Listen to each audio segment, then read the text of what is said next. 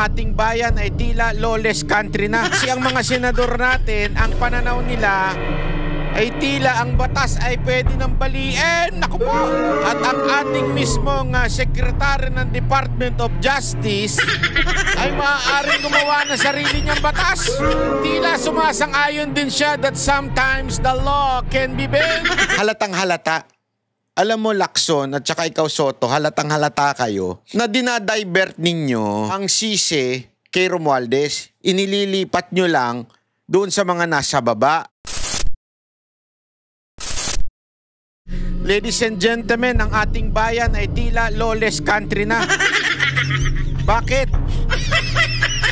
Kasi ang mga senador natin, ang pananaw nila ay tila ang batas ay pwede nang baliin. Naku po! Gago! At ang ating mismong Secretary ng Department of Justice ay maaaring gumawa ng sarili niyang batas. Gago! At tila sumasang-ayon din siya that sometimes the law can be bent. Gago! Ay nako bayan, ano na ba nangyayari sa atin? Kaya dumadaming gengging eh. Nag-away kagad. Simula pa lang nag-away na po kagad itong Papakita ko natin na yung mga matitindit, may init at magre-react tayo. Ito, pasok. Are you ready? Mr. Chair, I wish I can make a few clarificatory questions before we start. But these are prejudicial questions, Mr. Chair. Later. Let's hear first from the principal witness this morning. No, but these are prejudicial questions. Okay, Mr. go ahead, Chair. go ahead. Foremost to my mind, Mr. Chair, is the integrity, the impartiality, and the objectivity of the proceedings of this committee. Mr. Chair, you were interviewed on Billionario Channel by Miss Pinky Webb. Basahin ko po, sabi niya, Senator Ping, para sa inyo, sino ba ang sabihin natin worth it or dapat na ikonsidera na state witness na ipasok man lang dito sa Witness Protection Program? And you responded, at this point between Diskaya and Bryce Hernandez, Mr. Chair, question is, does the chairman has the prerogative or the right to make judgment? No. That's my perspective, no? That's my personal opinion outside of the hearing or outside of this hall. So don't question my opinion. I am not questioning your opinion, Mr. Chair, but you are the chairman of this committee. Anyway, let's proceed with the you are not interested in the prejudicial question that I am going to raise, Mr. Chair? Go ahead, you raise your prejudicial Kaya nga sinasabi ko sa inyo You're an investigator, we are investigating. Away kagad tayo rito. Away Mr. kagad. Chair, we are in... Away tayo kagad. Tuwan-tuwa ako dito kay Barcoleta. Hindi, alam niyo kung bakit. Kasi tama yung sinasabi niya eh. Bakit ba hindi pwedeng magbigay ng opinion o unethical ang magbigay ng opinion si Lacson sa ibang programa? Bakit? Una-una, ikaw ang chairman ng Blue Ribbon. Ano ho ba ang iyong trabaho bilang chairman ng Blue Ribbon? Ikaw ang nag-iimbestiga na mga katiwalian na nangyari. Specifically, itong flood control project at mga katiwalian pa sa DPWH at kung ano-ano pang proyekto. So, dapat objective ka. Hindi ka muna huhusga until matapos man lang yung yung iyong hearing. Kasi nga, iniimbestigahan mo. Ikaw pa naman, Lacson. Investigador ka. Pwede mo bagang imbestigahan ng isang tao na sinasabi mo na kaagad na ikaw ang may kasalanan o ikaw magnanakaw ka o ikaw ang nagtutulak. Di ba? Hindi investigador ka nga Kaya ka nga nag-iimbestiga. This one, hindi pa nga siya nagsisimula. I think this is the first time na siya ang Blue Ribbon. Pero before that, nagkomento na kaagad siya na tila pumapabor na si isang witness. 'Di ba? Bakit to? Yun nga yung nakakapagtaka. Kasi nga, halatang halata. Alam mo, Lacson at saka ikaw, Soto, halatang halata kayo na dinadivert ninyo ang sisi kay Romualdez. Inililipat nyo lang doon sa mga nasa baba at sa mga senador. Ngayon, hindi ko sinasabing malinis ang mga senador, hindi ko sinasabing malinis si Saldico, hindi yon.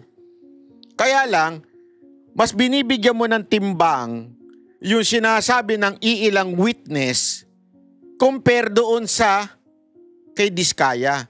Kay Diskaya, nagkaroon ka na kaagad ng parang para ka lang kaagad na bias ka. Ay, hindi sila credible. Etong mga sila Hernandez credible. Bakit ganun? Yun yung pinupuna ni Marcoleta. Sinasabi lang niya simpleng-simple. Sandali lang, huwag ka muna magsalita. Huwag mo munang husgahan. Bakit hindi natin imbestigahan muna lahat ng witness? Tapos tingnan mo ang hirit ni Lacson nung napikon na. Napikon si Lacson Ayaw tumanggap ng correction. Pareho sila ni Soto ang taas ng ihi. Feeling ito kasi si Soto tsaka to si Lacson kaya nagkakasundo itong dalawang to. Kasi pareho silang mayabang. Para bagang sila na yung pinaka-veterano na kami, matagal na kaming senador. So, kami na yung tama. Wala nang ibang tama dito. Oo, may tama talaga kayo. Gago! Tuloy. Really Hearing is suspended. investigating.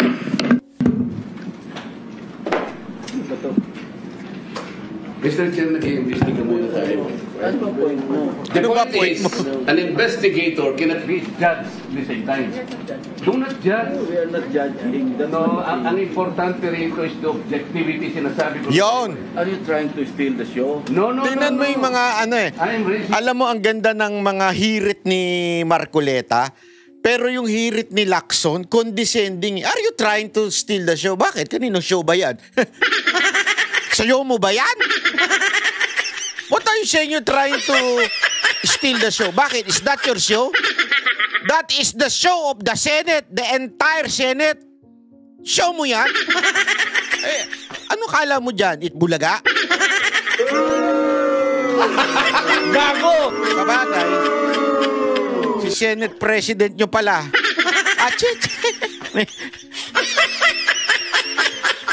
Judicial question. You're I breaking am, ang sinasabi ko, to prevent the proceeding? Mr. Chair, sinabi ko na sa iyo, the interest of this committee is the impartiality, the objectivity. Halatang hindi nakikinig sa correction eh. Sana huwag kayong magbibigay ng opinion. Why did you choose, for example, Bryce?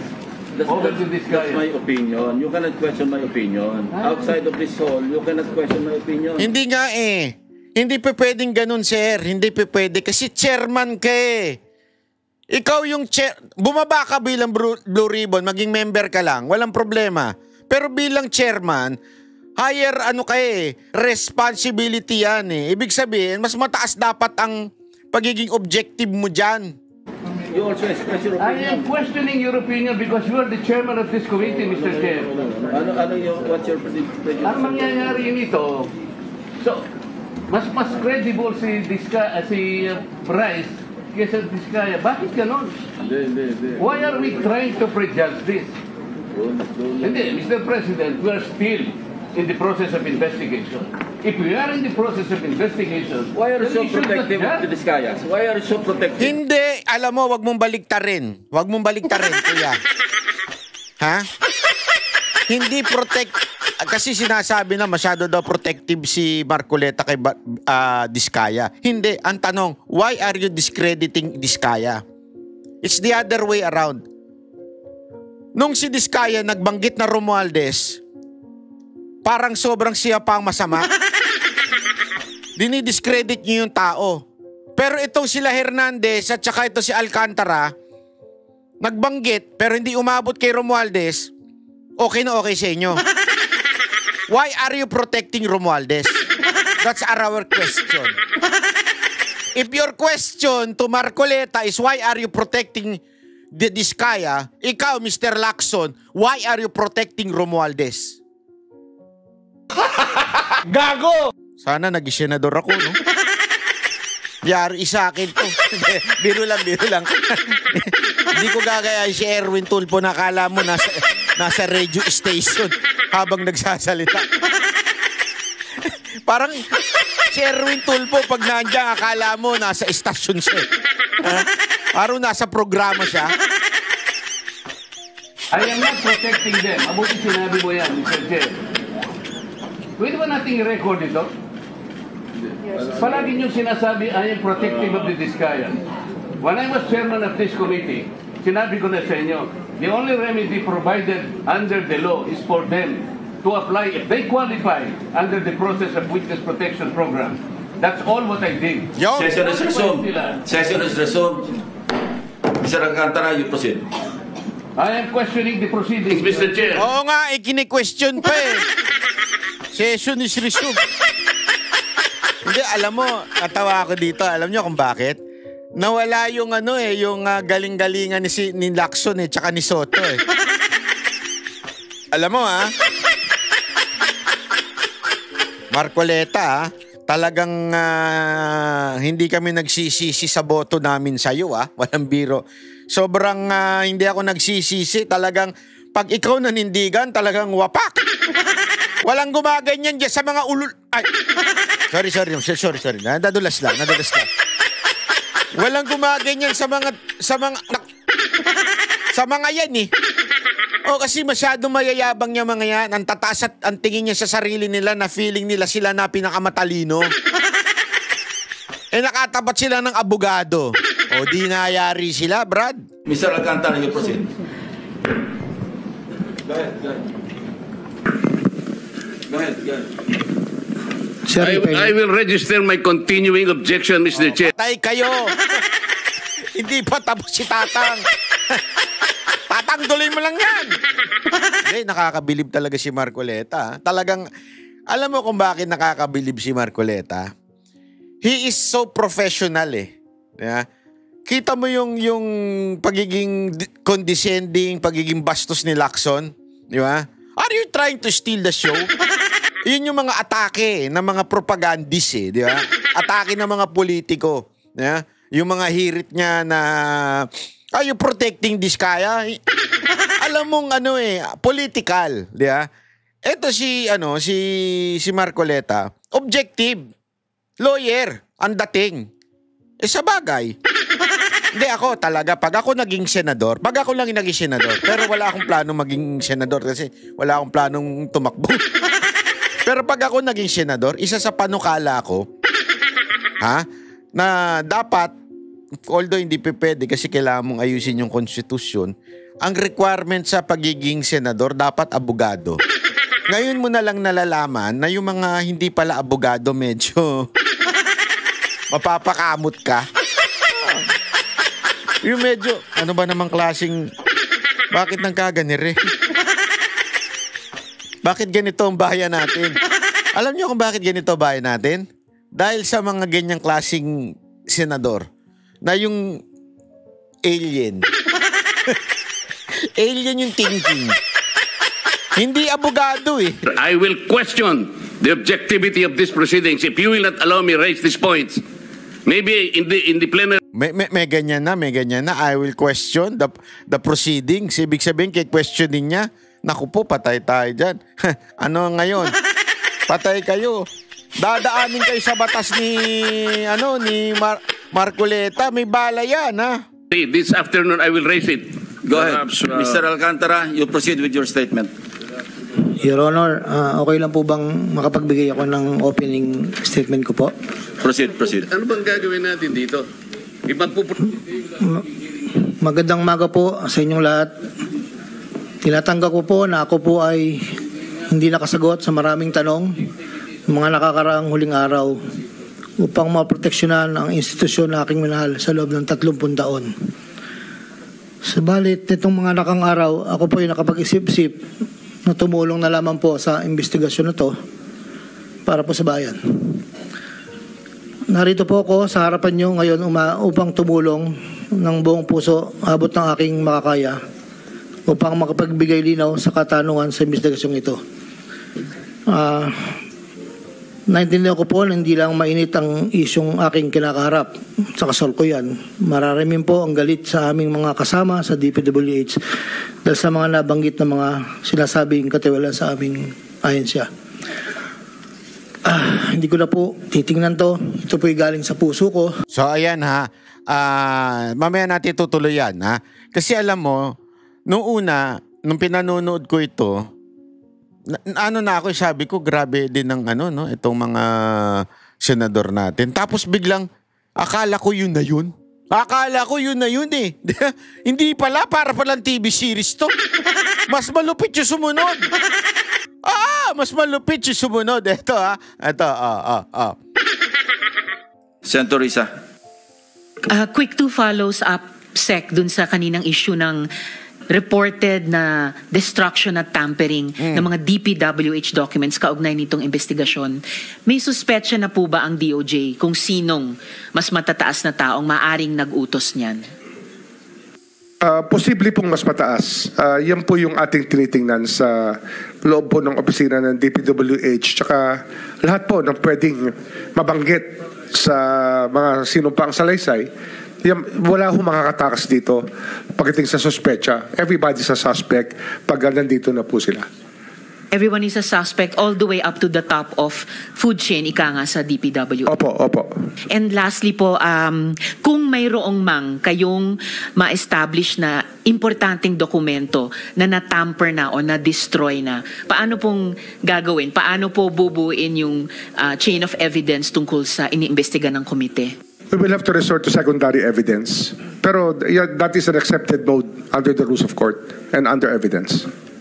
At para ma-preserve po yung secondary evidence that still exists probably right now, meron po bang magagawa ang DOJ na pigilin na itong reported na destruction at tampering ng dokumento dun sa kabilang department ng DPWH? Yung pinag-uusapan na ho yan, as we speak ngayon, meron na ho kami mga taong nakikipag-usap sa kanila. Salamat po, Secretary. Mr. Chair. Thank you, Senator JB. Mr. Chair. Let's limit our questions kay Secretary Remulla para mamaya sa mga ibang resource persons na lang. Senator JB? Hindi, teka muna. Meron tayong Senator Soto is next. Wala. Senator Marcoleta. Nako, ayan na. Senator President. Senator Marcoleta. Ayan na. Pag si Senator Marcoleta, nagigising yung mga nasa... kasi pagka iba nagsasalita, si Ontiveros, ganyan. Tangin ng tagal nitong daming tanong, wala namang kwenta. Doon yung mga tao, parang lasing na eh. Walang kwenta itong magtanong. Pag, can we call on Senator Marcoleta? Ayan na. Gising na tayo, ayan na. Exciting ito. Kasi siya lang yung may sense magtanong eh. Yung iba, alam mong for political advantage lang, yung para lang mga press release, yung soundbite lang, alam mo, basta, yung iba talagang for soundbite lang eh.